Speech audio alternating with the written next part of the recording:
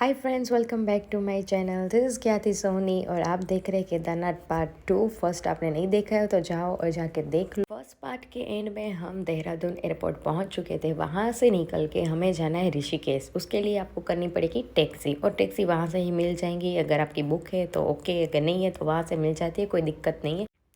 और ये है ऋषिकेश का GMVN। अच्छा है रहने के लिए, डॉर्मेट्री भी अवेलेबल है, और अगर रूम चाहिए तो वो भी अवेलेबल है। और यहाँ से बस स्टैंड अगर आप पैदल जाते हो तो 15 से 20 मिनट लगेंगे, ऑटो करेंगे तो 7 से 8 मिनट लगेंगे। इतना ही पास है, बहुत दूर नहीं है। और अगर आपको बस स्टैंड के सामने ही कुछ होटल गेस्ट हाउस वगैरह है, अगर आपको वहाँ पे रहना है तो आप वहाँ भी रह सकते हो। और ये है यहाँ का बस स्टैंड।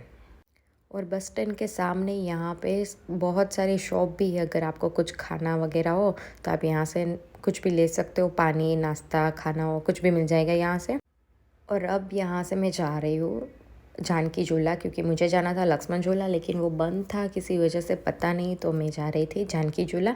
और अगर आप एक दिन मेरी तरह पहले आ जाते हो तो बेस्ट है कि आप रात को ही आके अपनी कल की बस की टिकट करवा लो, क्योंकि वो आसानी मिलती है। सुबह मिले ना मिले, मिल जाती है। ऑफ सीज़न होती है, इतनी ज़्यादा भीड़ नहीं होती तो मिल जाती है। लेकिन अगर प्रेफर करो कि आप एक दिन पहले आते हो तो करवा लो बुक। और ये हम पहुंच गए जानकी झूला। बहुत ही प्यारा और सुंदर है। और नीचे अपनी माँ गंगा, जो बहुत ही सुंदर सा व्यू आ रहा था यहाँ से, और इतनी ठंडी हवा चल रही थी और वो पानी की आवाज़ें आ रही थी। इस जगह की एक अलग ही सुकून थी अपनी। और कहते हैं ना, अगर देवों की भूमि होती है ना, वहाँ पे सुकून तो आपको महसूस होता ही होता है। अगर आप सच्चे दिल से जाओ, सच्चे मन से जाओ, ऐसे नहीं कि सिर्फ घूमना इसलिए चले जाओ। अगर आप सच्चे दिल से जाओगे तो आपको ये चीज़ें ज़रूर से महसूस होगी। और ये इतना प्यारा और ब्यूटीफुल सा ब्रिज लग रहा था। यहाँ पे देखो, रात को लोग बैठने आते और कोई अपना कैंप भी लगाता है, तो अपनी अपनी तरह से लोग आते हैं और रहते हैं यहाँ पे, और बहुत ही सुकून है। फिर वहाँ थोड़ी देर रह के मैं वापस आ गई थी, क्योंकि मुझे 4 बजे जगना भी था, क्योंकि मेरी बस थी। तो फटाफट से आ गई थी। रात को कुछ ज़्यादा शूट नहीं किया। फिर सुबह उठ के फिर भाग भाग के फटाफट से वापस बस स्टैंड गई, क्योंकि मेरी बस हो चुकी थी, 5 बज चुके थे ऑलरेडी। और पता नहीं 4:30 को ही सारे लोग आ गए थे और बस में सिर्फ मेरा ही इंतज़ार हो रहा था। तो फटाफट से मैं पहुंच गई और वहाँ से हम चल पड़े। और ये देखो कितना प्यारा नज़ारा। मुझे लगा था कि अगर मैं बस में बैठूँगी तो सो जाऊँगी, क्योंकि मुझे नींद नहीं हुई थी, मैं जगी थी। तो मैंने सोचा था कि अगर मैं सो जाऊँगी बस में जाके, लेकिन ये प्यारा सा ब्यूटीफुल सा नज़ारा देख के ना, मैं सोई नहीं, मैं जगी रही। बहुत ही ब्यूटीफुल। अगर आप यहाँ पे आके सो जाओगे तो ये सारे नज़ारे आप मिस कर दोगे ना। ऑब्वियस सी बात है कि ये सारा आपको दोबारा देखने को नहीं मिलेगा कहीं पे भी। और ये जो लाइव अपनी आंखों से देखो ना, वो जितना प्यारा और अच्छा लग रहा था ना, वैसा ना ऐसे कैमरे में नहीं आ रहा था। और जो मेरी विंडो शीट थी ना, वो उसकी पता नहीं विंडो हाफ ही खुल रही थी, तो वो सारे वीडियो में बीच बीच में आती रही है। फिर भी मैंने ट्राई किया है जितना हो सके उतना वो विंडो को ना लूँ, लेकिन वो आ ही जाता है कभी कभार, तो वो झेल लेना थोड़ा सा। और बाकी ये नज़ारे देखो, सिर्फ इसमें मतलब ये ना कि मेरा जस्टिस ही नहीं कर रहा है ये नज़ारे को, ये इसमें ठीक ठाक ही लग रहा है। लेकिन अगर आप लाइव अपनी आंखों से देखो ना तो ये बहुत ही सुंदर लगता है। हर एक चीज़ बहुत प्यारी है। ये पहाड़, ग्रीनरी, नदियाँ, झरने बहते हुए, ये प्यारा प्यारा बादल, और ये नज़ारे ना, मतलब अपनी आंखों में कैद कर लो ना, फिर आपको कैमरे में कैद हो या ना, उससे फ़र्क भी नहीं पड़ता है। पर वो उतना जस्टिस भी नहीं करता है। मतलब मेरा तो यही मानना है कि अगर आपको एक बार ये देखना है तो आप ऐसे कोई भी जगह चले जाओ जहाँ पे ऐसा नज़ारा हो। ऐसा ज़रूरी नहीं कि आप केदारनाथ ही जाओ, आप शिमला जाओ, आप मनाली जाओ, आप कहीं भी जा सकते हो जहाँ पहाड़ों वाली जगह होती है ना, वहाँ पे कहीं भी जाओ, आपको ये नज़ारे देखने को मिलेंगे ही मिलेंगे। और हाँ, अगर आपको ग्रीनरी भी देखनी हो ऐसी, तो बेस्ट है कि आप मानसून के बाद ही जाओ, क्योंकि मानसून से पहले अगर आप समर में चले गए तो इतना कुछ नहीं मिलेगा। क्योंकि मैं लास्ट टाइम जब मनाली गई थी तब वहाँ पे पानखर ऋतु थी, तो वहाँ पे इतनी कुछ ग्रीनरी थी नहीं। तो बेटर है आप मानसून के बाद ही जाओ, तभी आपको इतनी अच्छी और प्यारी ग्रीनरी हर पहाड़ों में दिखेगी। और अगर आप यहाँ पे आना चाहते हो और किसी चीज़ से अगर आप डर रहे हो कि यहाँ पे पहाड़ टूटते हैं, लैंडस्लाइड होती है, मतलब डरने की कुछ बात नहीं है। होता है, पहाड़ है तो वो होगा ही, ओबियस बात है। मॉनसून की सीज़न है तो वो होगा ही होगा, ज़्यादा होगा। लेकिन अगर आपको आना है तो आप आ जाओ, ऐसा कुछ होता नहीं है। कुछ ख्याल रखते, यहाँ के ड्राइवर भी बहुत सारे अच्छे होते हैं, ऐसा कुछ होता नहीं है किसी का। अगर हज़ारों लाखों में से एक के साथ हो गया तो वो कोई बुरा चीज़ नहीं होता, मतलब बुरी चीज़ है, लेकिन ऐसा नहीं है कि हर किसी के साथ ही होता है। यहाँ पे लाखों लोग आते हैं, कुछ ऐसा नहीं होता है, कभी कभार हो जाता है, लेकिन इस वजह से आप आना कैंसिल मत करो, ठीक है? क्योंकि ये पहाड़ विस्तार है, यहाँ पे ऐसा होता ही रहता है, पर ऐसा कुछ इतना जान हानि नहीं होता यहाँ पे जितना सब लोग बात करते हैं और दिखाते हैं, ऐसा कुछ भी नहीं होता है यहाँ पे। और यहाँ की गवर्नमेंट्स भी बहुत अच्छी है। अगर कुछ ऐसा हुआ कि अगर कोई पहाड़ टूटता है या पत्थर ऊपर से गिर जाता है तो 15 से 20 मिनट में ही वहाँ पे जेसीबी आके अपना वो रास्ता क्लियर करवा देते हैं। ऐसा कुछ यहाँ पे दिक्कत नहीं आती। हाँ, रास्ते छोटे छोटे ज़रूर होते हैं यहाँ पे, लेकिन यहाँ की गवर्नमेंट और ड्राइवर्स भी बहुत अच्छे हैं। यहाँ पे ऐसी दिक्कतें नहीं आती है कि अगर यहाँ से मतलब अगर पहाड़ टूट गया तो आप 2-3 घंटे रुक जाओगे, ऐसा भी कुछ नहीं होता है। मतलब होता है कभी वो कैसा होता है कि 15-20 मिनट आपको वेट करना पड़ता है और निकल जाते हो, और कभी ऐसा होता है कि बहुत ज़्यादा वाला पहाड़ टूट गया और रास्ता कम हो तो जैसे भी आए वो हटाए, उतनी देर लगती है, बाकी कोई देर नहीं लगती है। और बेस्ट चीज़ यही है कि अगर यहाँ पे ऐसा कुछ भी हुआ ना तो यहाँ की पुलिस जो है ना वो बहुत सतर्क होती है। अगर आपको ऐसा आगे हो रहा है तो आपको पहले से ही आपकी बस हो जो आप में जिससे भी जा रहे हो ना वह आगे ही रुकवा देते हैं कि आगे ऐसा हुआ है, थोड़ी देर यहाँ पे इंतज़ार करो, क्योंकि वहाँ पे ट्रैफिक ना हो जाए ना, इसलिए। तो डरने की कोई बात नहीं है। अगर आप आना चाहते हो तो सामान पैक करो और निकल लो और आ जाओ, कहीं भी घूम लो, ऐसी कोई बात नहीं होती है डरने की। आप घूम सकते हो कहीं भी बिंदास चाहो घूमो। और ये आपने दोनों चीज़ें देख ली कि अगर सुबह जाते हो अंधेरा होता है तब कैसा लगता है, और जब ये उजाला हो जाता है तब कैसा लगता है, दोनों में ही बहुत अच्छा लगता है। और मैं जो गई थी वो सितंबर में गई थी। मैं गई हूँ यहाँ पे केदार की, वो डेट मेरी थी 20 सितंबर से 25 सितंबर तक मैं वहाँ पे थी। और अगर आपको जानना हो कि आप कब जा सकते हो, कितना खर्चा होता है, क्या क्या ले जाना चाहिए, किस सीज़न में जाना चाहिए, तो अगर आपको पूरी ये डिटेल्स चाहिए ना और मेरा एक्सपीरियंस कैसा रहा वो भी अगर आपको जानना, तो मैं उसका अलग से एक वीडियो बना दूँगी। तो अगर आपको अच्छा लगा हो वीडियो तो लाइक शेयर और सब्सक्राइब ज़रूर से करना। और अगर आपको जानना हो कि कैसे जाना होता है, कोई भी क्वेरी होती है, कोई भी क्वेश्चन होता है, तो आप मुझे कमेंट में बता देना। मैं जो नेक्स्ट वीडियो बनाऊंगी उसमें वो सारे कमेंट में पढ़ के कवर कर लूँगी। और मुझे अपने बारे में बताओ, क्या आप कभी केदारनाथ गए हो? अगर जो भी ये वीडियो देख रहा है तो वो बताओ मुझे कि आप केदारनाथ कभी भी गए हो, आपका एक्सपीरियंस कैसा रहा, क्या हुआ आपके साथ, अच्छी बातें क्या हुई, बुरी बातें क्या हुई, दोनों चीज़ें मुझे बताना कमेंट्स में। और आपको ये नज़ारे कैसे लगा वो भी मुझे बताना। और ये बहुत, मुझे तो बहुत ही अच्छा लग रहा है, आपको कैसा लग रहा है वो बताना। और यहाँ पे ना पहाड़ों पे भी लोग रहते हैं, ऐसे छोटे छोटे छोटे छोटे देखो घर दिख रहे हैं ना, वहाँ पे लोग रहते हैं। और बीच में इतनी फोग आ गई थी ना कि कुछ दिखाई नहीं दे रहा था, बहुत ज़्यादा वाली फोग आ गई थी। फिर थोड़ी देर बाद फिर वो क्लियर हो गई, फिर वापस से सब कुछ दिखने लगा था। और ये क्लियर होते ही जो प्यारा सा व्यू मुझे दिखाई देना, देखो पहाड़ों के बीच में से नदी नदी जा रही है और ऊपर ये बादल प्यारे प्यारे, बहुत ही सुंदर वाले नज़ारे थे। मुझे पता नहीं इस वीडियो में मैंने कितनी बार बोला है सुंदर थे, ब्यूटीफुल थे, कितनी बार मैंने बोला होगा ये शब्द। और यहाँ पे जो लोग हमें, हम किसी व्लॉग में या ऐसा बोलते हैं ना कि पहाड़ों से प्यार है, हमें रास्तों से प्यार है, वो इसी वजह से होते हैं क्योंकि यहाँ के नज़ारे बहुत ही प्यारे होते हैं और बहुत ही सुंदर होते हैं। मतलब आपको ऐसा ही लगता है कि मैं यहीं पे रुक जाऊँ और देखते रहो देखते रहो देखते रहो, वो वाला सीन हो जाता है।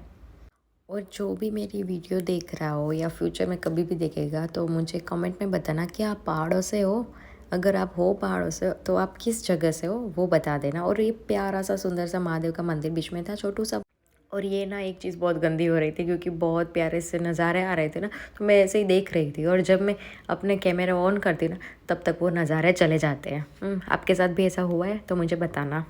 और ये हम पहुंच गए हैं देवप्रयाग, जहाँ पे दो नदियों का संगम होता है, वो वाला यही है जहाँ पे आप इसके बारे में बहुत सारी रील्स फोटोज़ वगैरह देखी होगी, वो जगह यहीं पे है। और ये बहुत ही प्यारी और सुंदर है। यहाँ पे पूरा ही पहाड़ों पे मतलब घर, होटल वगैरह, मंदिरें वगैरह, बहुत सारी चीज़ें थी वहाँ पे, तो वो बहुत अच्छा है। अगर आपके पास टाइम है, अगर आप प्राइवेट व्हीकल में जाते हो, अगर ज़्यादा दिनों के लिए जाते हो तो आप देवप्रयाग भी जाके रुक सकते हो, स्टे कर सकते हो, वहाँ भी आप घूम सकते हो। और अगर आप सोच रहे हो कि यहाँ पे कैसे जाना चाहिए तो मैं शॉर्ट में अभी बता देती हूँ, लॉन्ग में आपको मैं बाद में जो वीडियो बनाऊँगी अलग से उसमें बताऊँगी। तो फर्स्ट है कि आप बस में जाओ, दूसरा कि आप वहाँ पे जाके टैक्सी करवा लो, बुक करवा लो अपनी किराए पे, ठीक है। तीसरा ऑप्शन होता है अगर आपके पास अपनी प्राइवेट कार है, आप इतना लंबा ड्राइव कर सकते हो तो आप उसमें जाओ। चौथा है कि अगर आप बाइक लवर हो, अगर आपको ड्राइव करना पसंद है तो आप बाइक से जा सकते हो, अपनी भी ले सकते हो, रेंट पे भी ले सकते हो, दोनों चीज़ें होती है। तो इतने रास्ते होते हैं यहाँ पे जाने के लिए। और हाँ, एक और भी होता है जो होता है मिनी बसेस जो आती है ना, वो भी आप बुक करवा सकते हो। अगर आप ज़्यादा फैमिली मेम्बर्स हो, 8-10 जने हो, 7-8 जने हो, तो आप वो भी बुक करवा के जा सकते हो, वो भी हो जाता है। अगर आप कहीं पे रहते हो तो वहाँ से भी बुक करवा सकते हो। अदरवाइज़ आप ऋषिकेश और हरिद्वार से भी करवा सकते हो, वहाँ से भी ये चीज़ें अवेलेबल होती है। मिनी बस मतलब वो जो ट्रैवलर्स होती है ना, छोटी छोटी गाड़ियाँ, वो वाली। और यहाँ से आगे जाते हुए 2-3 जगहों पे हमें भी रुकना पड़ा था क्योंकि वहाँ पे पत्थर गिरे हुए थे, पहाड़े टूटे हुए थे। हमें कुछ नहीं हुआ है लेकिन आगे हो चुका था, तो हमें भी वहाँ पे 10-15 मिनट रुकना पड़ा था। ज़्यादा कुछ वक्त हमारा गया नहीं है, थोड़ा बहुत ही 10-15 मिनट वेट करना पड़ता है। और बीच बीच में ये बस वाले 2-3 बार भी रोक देते हैं, ऐसे ही आपको फ्रेशन अप होना, कुछ खाना पीना हो इसके लिए। और रास्ते में ये प्यारे प्यारे झरने तो आपको थोड़ी थोड़ी देर में दिखाई देने ही वाले हैं, तो आप कहीं पे भी वो मसा ले सकते हो। और आपको ज़्यादा पानी की बोतलें कैरी करने की कोई ज़रूरत नहीं होती है क्योंकि यहाँ पे रास्ते में झरने बहुत सारे आते हैं, तो अगर आपकी बोतल फिनिश हो जाती है तो आप वहाँ से फिल कर सकते हो उसे। और ये देख लो अपने आँखों से, ये से पहाड़ गिरते हैं और ऐसे साइड में होते हैं, इतना कुछ नुकसान नहीं होता है, किसी इंसान को नहीं होता है। तो ये वाली बात है। और ये हम रुके थे स्टॉप के लिए और थोड़ी थोड़ी बारिश शुरू हो चुकी थी। फिर से आगे बढ़ते हुए हम आगे जा रहे हैं और यहाँ पे प्यारी सी नदियाँ, प्यारे से पहाड़ बहुत अच्छे लग रहे थे, बहुत ही सुंदर नज़ारा था सारा। और अगर कि आप यहाँ पे आए हो, ऐसी कोई भी जगह पे गए हो पहाड़ों वाली और यहाँ पे ऐसे पहाड़ों गिरे हो, पत्थर गिरे हो, आपके साथ ऐसा कोई इंसिडेंस हुआ है तो मुझे कमेंट में ज़रूर बताना। और अपने साथ मोटी टी शर्टें ज़रूर से रखना ताकि आप ठंड से बच पाओ, क्योंकि यहाँ का वेदर कुछ फिक्स नहीं होता है, डिपेंड्स होता है, कभी अप जाता है कभी डाउन जाता है। सो बेटर है अपने साथ गर्म कपड़े ज़रूर से रखना। और कान में रुई और गले में मफलर रखना अगर आपको ऐसा लगता है कि आपको ठंड लग रही है, क्योंकि मैं विंडो पे बैठी थी तो मैंने सब कुछ कवर करके रखा था। कान में रुई थी, गले में मफलर था और मोटा सा टी शर्ट था। अगर आपके पास मोटा टी शर्ट नहीं है तो कोई भी सा आपने जो क्लोथ्स पहने वो पहनो और उसके ऊपर आप जैकेट डालो। अभी तो मैंने सिर्फ बीच बीच में आपको इन्फॉर्मेशन दी है, फिर मैं प्रॉपर एक वीडियो बनाऊंगी जिसमें मैं सारे टॉपिक कवर कर लूँगी। लेकिन अभी फ़िलहाल जो मुझे अभी बीच बीच में याद आता है वो मैं बताती जा रही हूँ। और यहाँ पे हमने ब्रेक लिया क्योंकि ये पुलिस वाले भैया ने हमें बोला कि आगे रास्ता ट्रैफिक जाम हुआ है तो थोड़ी देर इंतज़ार करो। तो मैक्सिमम हमने 7 से 8 मिनट वेट किया और फिर हम निकल पड़े। और आगे बढ़ते हुए जो हमारा पहला स्टॉप आएगा वो आएगा सीतापुर, उसके बाद आएगा सोनप्रयाग। और हमारी बस और कोई भी बस सिर्फ सोनप्रयाग तक ही जाएगी, उसके बाद आपको कोई भी व्हीकल ले जाना अलाउड नहीं है। फिर आप प्राइवेट टैक्सी से जाओ, प्राइवेट ट्रैवलर से जाओ, बाइक लेके जाओ, किसी भी जगह से जाओ, कैसे भी जाओ, आपको सोनप्रयाग तक ही जाना। और अगर आपकी हेलीकॉप्टर की टिकट बाकी है तो पहले ही आप फाटा पे उतर जाओ, बस वालों को बोल दो कि रोक दे यहाँ पे, वो आप ख़ास ध्यान रखना।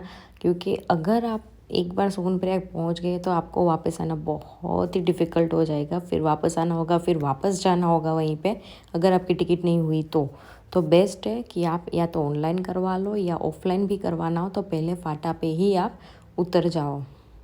ये हम पहुंच गए सीतापुर पार्किंग पे, यहीं पे हमारी बस हमें छोड़ेगी। यहाँ से हमें चल के जाना होगा, या तो आपको कोई लिफ्ट दे तो वैसे जाओ, बाकी आपको मोस्टली यहाँ पे चल के ही जाते हैं आगे तक। यहाँ से आगे हम जाएंगे सोनप्रयाग पार्किंग तक। ये पार्किंग है, राइट साइड जो दिखाई दे रहा है वो पार्किंग है, सामने सारी शॉप्स वगैरह है और यहाँ से हमें सामने की ओर जाना है। अगर आप प्राइवेट व्हीकल में आते हैं तो आप यहाँ तक आ सकते हो, सोनप्रयाग तक ही। यहाँ से आपको फिर पैदल ही जाना होगा। यहाँ से हमें पूरा ये एक सोनप्रयाग का मार्केट है, वो हमें पैदल ही निकालना होगा। यहाँ पे कोई आपको लिफ्ट नहीं मिलेगी, आपको पैदल ही जाना होगा।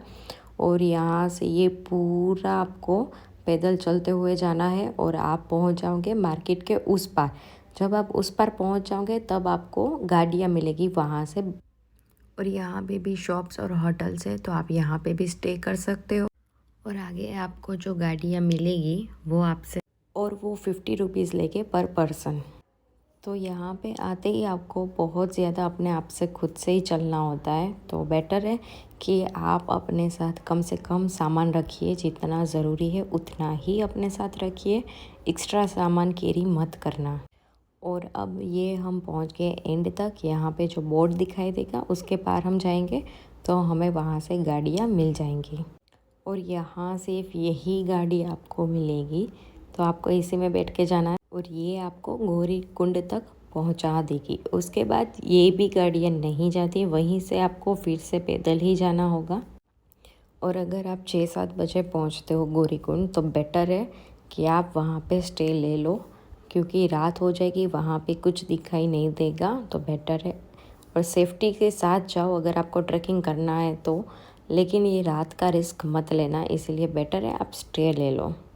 गौरीकुंड से केदारनाथ टेम्पल जाने के लिए 3 तरीके हैं। या तो आप पैदल जाओ, दूसरा है आप घोड़े या खच्चर में जाओ, तीसरा है आप पालखी में जाओ, और चौथा है आप बिट्ठू में जाओ, और पांचवा है आप हेलीकॉप्टर से जाओ।